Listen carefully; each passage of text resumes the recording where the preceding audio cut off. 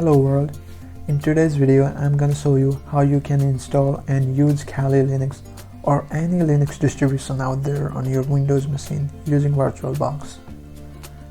So it works the same for Mac as well. It is kind of a universal thing. I mean, it is independent of your host operating system and it is cross-platform. Now, you might get a little bit confused when I say host system. We'll talk more about it when we actually download the VirtualBox. So long story short, host is just the computer that you're working on right now. Now, without further ado, let's get going. First up, head over to kali.org to download the disk image file for installation. Now, you can read the documentation if you feel like you need to know more about Kali Linux. Now, I'm gonna go straight to the download page and download the installer file. It is quite a large file and might take a while depending on your internet connection. While this gigantic file is downloading, I'm gonna open the new tab and head over to virtualbox.org and download the executable file for my host machine, which is Windows. Now, Windows 11 to be more accurate. So I'm going to download for Windows host. Now, you might as well download depending on your host machine. It could be Windows or Mac OS. Now, if you're already using Linux distribution, well, in that case, you don't need to bother doing all of these things.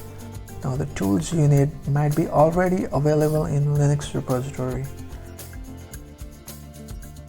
While both files are being downloaded, let's talk a little bit about Kali Linux.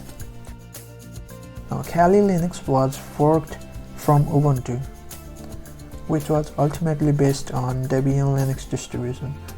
Now, the main advantage of using Kali Linux is that it is optimized and preloaded with all the ethical tools needed for pen testing. Now, if you don't like Kali Linux, there is always another distribution of choice like Ubuntu or Fedora, if you feel like using one of these. I guess download is taking too long, so I'm gonna go ahead and proceed to install VirtualBox.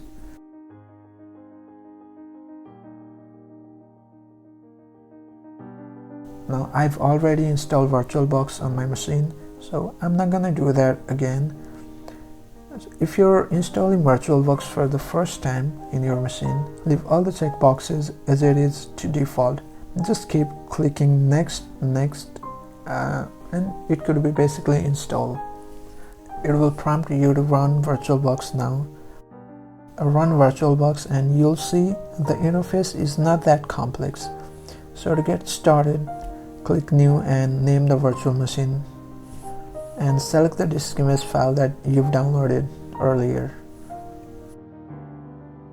Now it's time to assign some amount of RAM and processor cores to virtual machine. You can assign as much as you want, just don't go beyond the pink or red field. Now assign the desired storage and click Finish. Now, before starting the machine, just set the video memory to maximum in display settings. Now you can start the machine.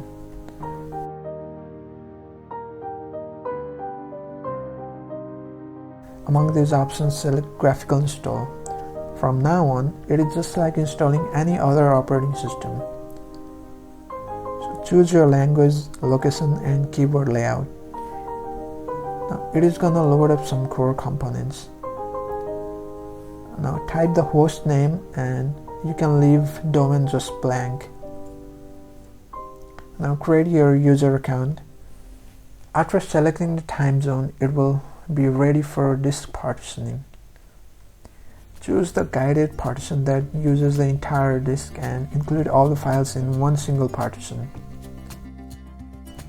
It will automatically create ext4 partition and swap area.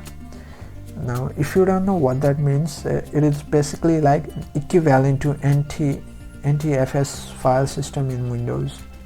And swap area acts as a sort of extra RAM for Linux machine. Now if you are done with the partitioning, write the changes to the disk.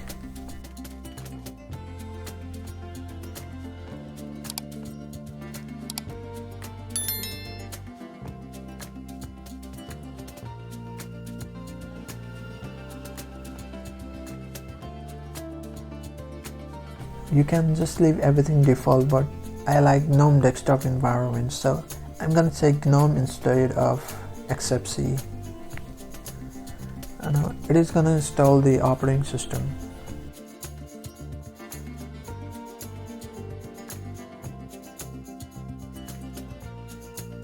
Once the installation is done, select if you want to install bootloader. I'll choose yes, and I'm gonna select my virtual hard drive for bootloader installation. After finishing installation, VirtualBox will automatically reboot and it will boot into the Linux system.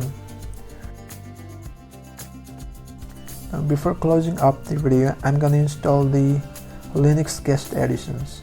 For that, insert guest edition CD image from devices and install the software, and you're done. So yeah, that's it. If you need help, just comment down your problem and also comment if this video was helpful for you.